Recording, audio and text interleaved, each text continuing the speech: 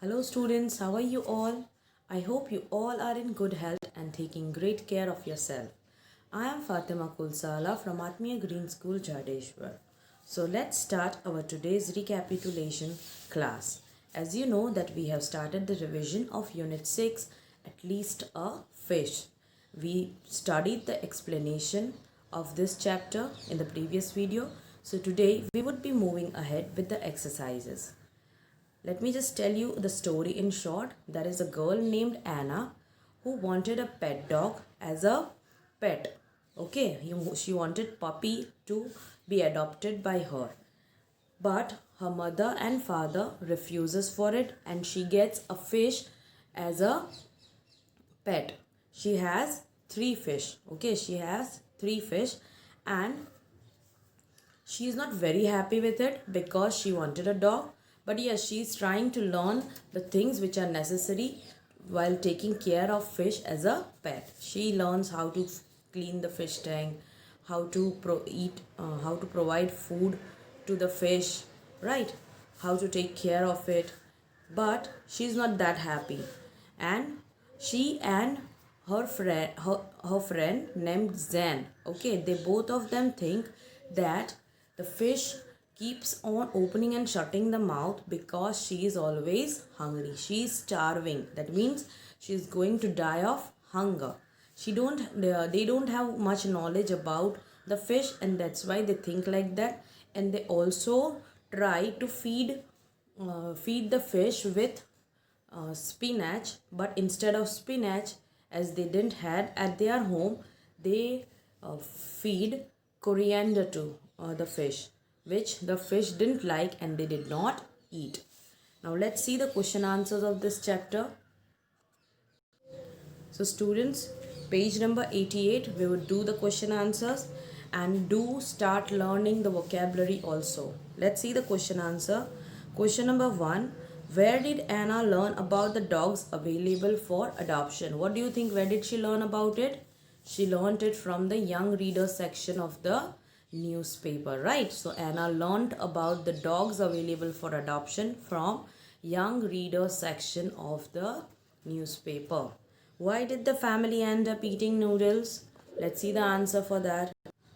Mrs. Bopanna had to juggle between her job and the daily chores, so she often could not return home on time, and the children ended up eating noodles almost twice a week. So, Anna's mother was not able to come home early, and that's why they had to eat noodles. Now, let's see third one. Anna got a pet, but she was not too happy with it. What did Anna miss about dog? So what was the difference between the fish and the dog? Let's see that. Though Anna got her pet, yet she missed dogs being around her. She thought that that had she adopted a dog, it could have done many interesting things. Like a dog could wag its tail and bark. The fish could not do that, right? A fish could not wag their tails and like the dogs, and thus it was difficult to predict their mood. See question number 4. Neither Zen nor Anna knew much about fish. Do you agree and why? Yes, they did not know much about fish because they did not know what the fish would eat, what they should feed the fish, and how much they should feed the fish, right? So neither Anna nor Zen had any idea about what the fish might eat. At a point in the story, Zen even suggests giving the fish spinach instead of seaweed, expecting that they would not be able to distinguish one from another. Now you can't just judge fish like that only, right? उनके पास भी तो sense होता है ना, smell का sense होता है, तो वो कैसे आप बोल सकते हो कि उसको पता ही नहीं चलेगा आप जो दे रहे हो वो उसको समझ में आ रहा है कि नहीं आ रहा है, right? Let's see questions 5. Why do you think Anna's mother hid the fish food, and do you agree with her action and why? Mrs. Bopanna hid the food packet because she probably wanted to keep it out of Anna's reach. Besides, she thought that the fish would not be able to have more food than was given. Yes, so Mrs. Bopanna was right. Because अगर वो बाहर रखती उसको छुपाती नहीं तो एना उसको बार बार खाना खिलाती रहती, राइट? जो गलत है. So that is right action which she took. Question number 6. What were the names Anna had given to her fish and what would Zen have called them and why? Now listen students, ये जो question है, oh I'm so sorry, we'll see the seventh one first. No, that is the sixth one. Sorry. So for that there are two questions, right? तो हम उसको अलग अलग भी कर सकते हैं, है ना? Anna named her fish after the ancient Greek philosophers. कौन कौन से थे? Socrates, Pluto and Aristotle. But अगर यही फिश जैन की होती then what he would do? Zen found it extremely difficult to remember those names and he thought that he would have preferred easier names जैसे कि such as Fishy 1, Fishy 2 and Fishy 3 और Goldie 1, Goldie 2 and Goldie 3. यह 3 की जगह पर 2 लिखा हुआ है. Okay, so that is a mistake over here. Let's see seventh one. Zen calls Anna fish dumb and then he saves himself from the trouble. How does he do this? So Zen calls Anna's fish as dumb. However, as soon as he realized that it irked Anna, irked मतलब गुस्सा दिलाती है वो चीज़ Anna को, he said that he called them stupid because they could not speak. मतलब मैंने आपको बताया था कल भी कि dumb का मतलब जो नहीं बोल सकते उनको भी कहा जाता है. Although Zen का मतलब तो वही था कि वो fish stupid है, लेकिन उसने अपना बचाव करने के लिए, अपना डिफेंस करने के लिए ऐसे कह दिया था. Now let's see question number 8. Zen is a clever boy. Do you agree? Give examples to support your answer. Yes, Zen is a clever boy because he could sense Anna's change in temperament and he appreciated the fish instead of calling them dumb almost instantly, and he also made strange noises to divert Anna's attention from the rude remark that he made. So Zen was clever. Why? क्योंकि उसको एना का temperament change होता है, मतलब उसका जो mood है, उसका बिहेवियर है वो चेंज होता है, उसको उसका पता चल गया. And as soon as he said the fish dump, तुरंत ही उसने अपना रिमार्क चेंज कर लिया, राइट? और अब फिश को अप्रिशिएट करना चालू कर दिया क्योंकि उसको पता चला कि एना अभी गुस्सा हो गई है. Now let's C reading 2. Reading 2 के जो आंसर्स है you can write it by your self. Okay, so let's just see that. The excerpt from the story stops with Zen and Anna feeding the fish food they do not eat. What do you think happened after this? क्या हो सकता है उसके बाद? It's your imagination. यहाँ पे जो answer है वो एक imagination ही है. The fish moved in circles without paying attention, without paying any heed to the food. Eventually, Anna realized that they have made a mistake by feeding coriander to the fish. मतलब उन्होंने गलती की है, उनको coriander fish को नहीं देना चाहिए था. However, they did not know what else to feed the fish and ran to find Zen's mother. मतलब जैन की मम्मी को ढूंढने गए वो लोग. They wanted to consult her, but she wasn't present at that moment. Finally, Anna suggested that they should set out on an adventure of their own and decide to fetch seaweed by traveling huge distance. Zen thought that Anna's plan would fail, and he called up the children in the neighborhood to ask if they had fish as their pet dogs. तो एना ने क्या सोचा जब उसकी mummy नहीं मिली जैन की, कि they should go and fetch the seaweed, जो सी में मिलता है वो. लेकिन जैन को ऐसा लगा कि ये प्लान काम नहीं करेगा, इसीलिए उसने अपने नेबरहुड के बच्चों को बुलाया जिनके पास फिश थी पेट की तरह. ठीक है. Luckily they learned that their friend Manu too had a fish. As soon as they knew about it, Anna rushed to their house while Zen staggered with laughter seeing Anna. And Zen kept on laughing at the Anna's actions. Okay. Now question number 2. Anna's mother is busy and her father travels frequently on work. Do you think it is a good idea for a family to adopt a dog? Read about keeping pet dogs in city homes before discussing the question with your partner. So it's kind of discussion. So if you don't want to write it, it's okay.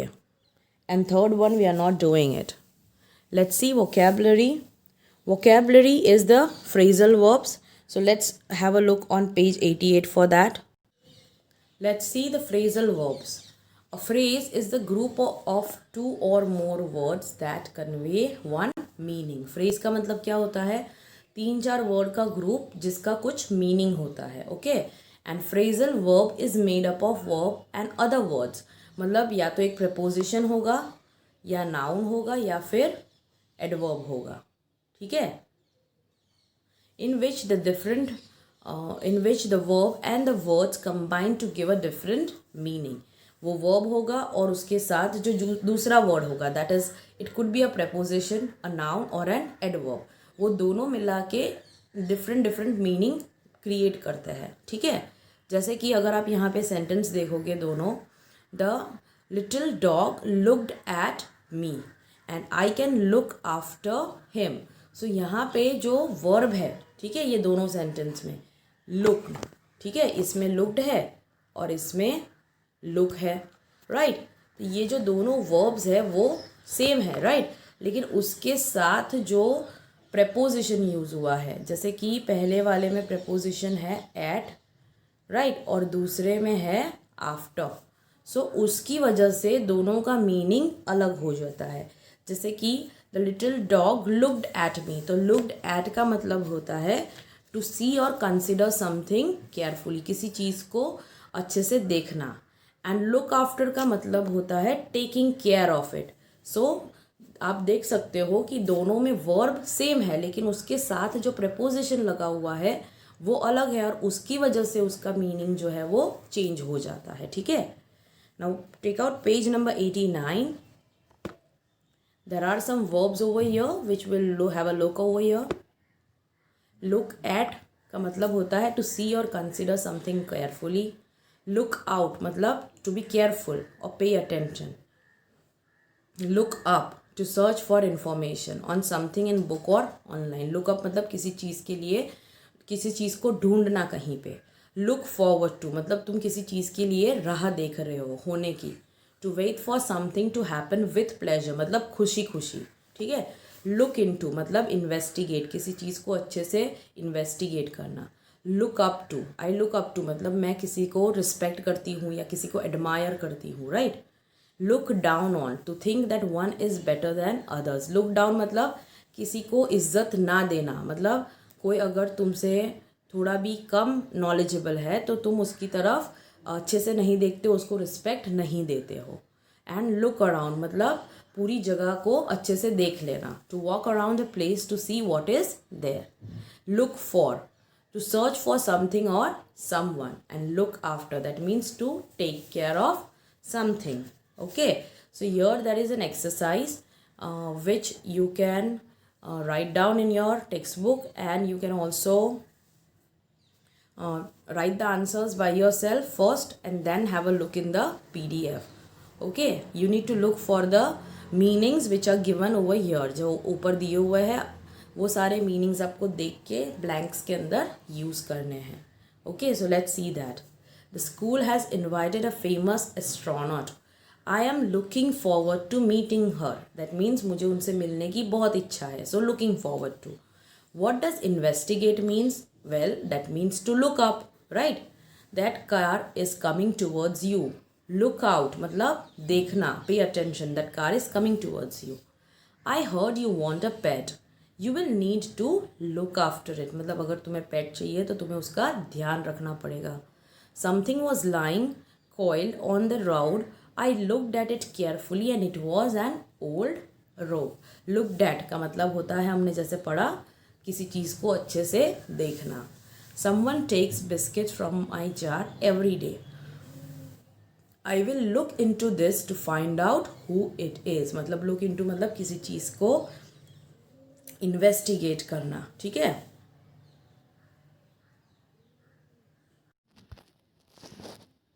Now let's see the grammar point which is on page number 90. Future time reference. Future time reference मतलब हम future को कैसे represent करेंगे. हम future को दो words से present कर सकते हैं, और you can say 3 of them. One is will or shall and the second one is going to. Okay, let's read the sentences. I am sure dogs will like cup noodles, argued Anna. Looks like they are going to die of starvation. They won't know the difference. As if they will know the difference. Now, as you know कि future का मतलब होता है वो सारी बातें जो अभी तक हुई नहीं है, राइट. तो we are going to talk about the things which have not happened yet. और उसको प्रेजेंट करने के लिए हम विल और गोइंग टू यूज़ करते हैं, ठीक है। Now let's see when are we going to use going to for the actions we decide to do in the future. जो एक्शंस हम लोग फ्यूचर में करने का सोचते हैं, मतलब प्लान कर लिया है हमने, ठीक है, it is decided, for those actions we are going to use going to. जैसे कि I am going to take part in the race, and when we know exactly what will happen next based on what we see or know now. मतलब जैसे अभी मान लो कि बाहर बहुत बड़े बड़े काले बादल छाए हुए हैं, तो हम क्या सोचेंगे, क्या होने वाला है next, it is going to rain, okay. So ऐसी बातों के लिए हम लोग फ्यूचर टेंस यूज़ करते हैं, ठीक है। अभी पॉजिटिव स्टेटमेंट्स बनाने के लिए हम सब्जेक्ट, गोइंग टू और वर्ब यूज़ करते हैं। अभी गोइंग टू के साथ बी का वर्ब यूज़ करना पड़ता है। कौन सा, बी का।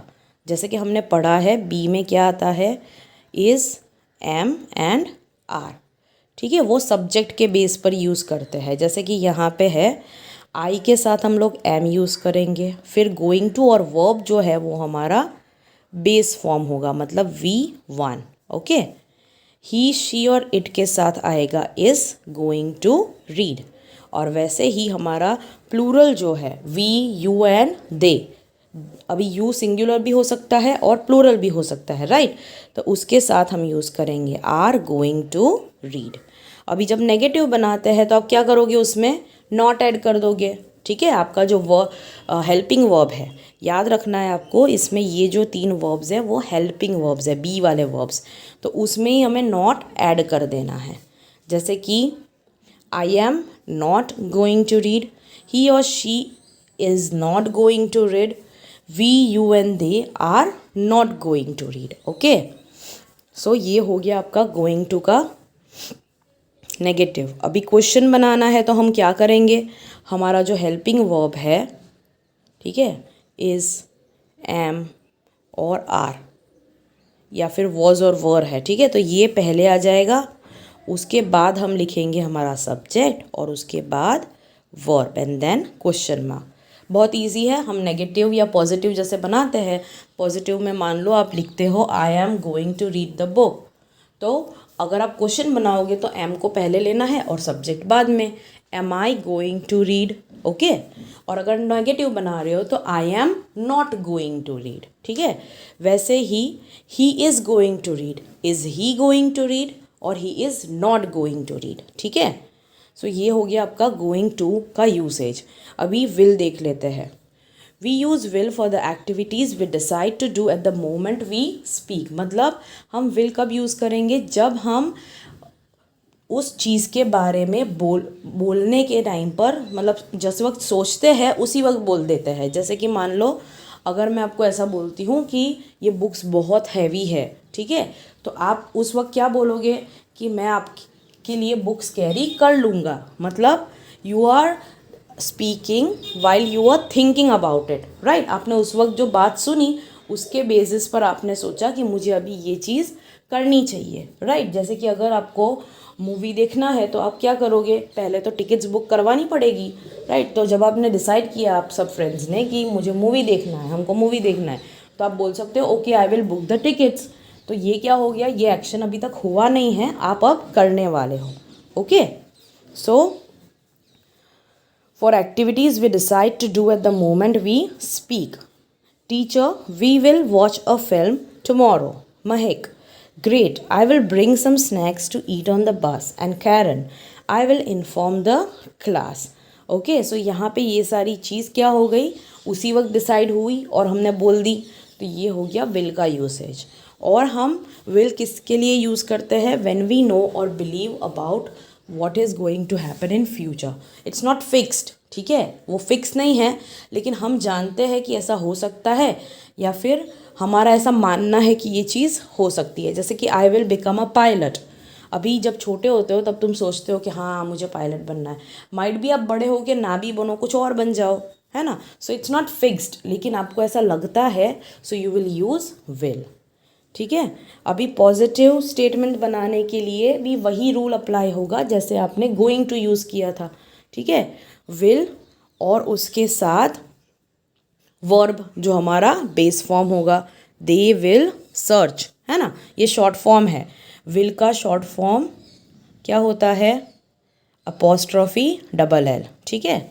उसको हम सब्जेक्ट के साथ लगा सकते हैं। अगर नेगेटिव बना रहे हो तो विल नॉट लिखोगे, और विल नॉट का शॉर्ट फॉर्म है वोंट, ठीक है। और अगर क्वेश्चन बना रहे हो तो विल को पहले लेना है और सब्जेक्ट को बाद में, ठीक है। जैसे कि यहाँ पे विल दे क्लाइम, तो यहाँ पे पहले विल है, उसके बाद है आपका सब्जेक्ट एंड देन वर्ब। आपको याद रखना है कि जब हम फ्यूचर टेंस की बात करते हैं तो हमारा जो वर्ब होता है वो हमेशा बेस फॉर्म में होता है, ठीक है। So you need to remember that. I hope that you are clear with it. I would request you to go through this exercise, okay? And please revise the chapter properly because this is going to come in your exam.